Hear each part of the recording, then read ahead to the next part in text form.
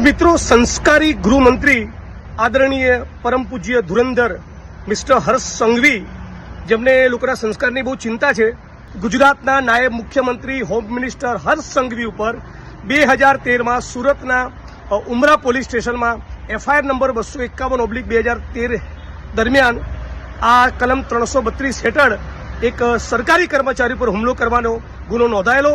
મારી શુદ્ધ જાણકારી મુજબ સબ્જેક્ટ ટુ કરેક્શન ભૂલ થતી હશે, હું જાહેરમાં સોરી કહીશ, પણ મારી શુદ્ધ જાણકારી પ્રમાણે જે જાહેર સેવક ઉપર હુમલાનો એમની ઉપર આરોપ હતો અને ગુનો દાખલ થયેલો એ પોતે પોલીસ સબ ઇન્સ્પેક્ટર હતા.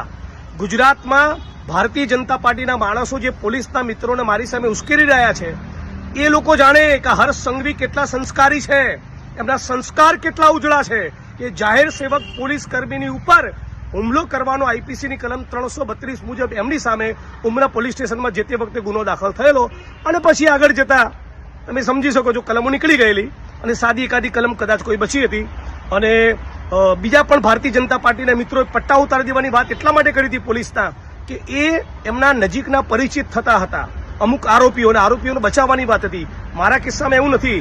જે દારૂ જુગારના ડ્રગ્સમાંથી કમાઈ એના પટ્ટા ઉતારવાની, એમને સસ્પેન્ડ કરવાની વાત કરી હતી. એટલે આટલી એક વાત સમગ્ર ગુજરાતની મીડિયા અને સમગ્ર ગુજરાતની જનતા સમક્ષ રજૂ કરવા માંગુ છું.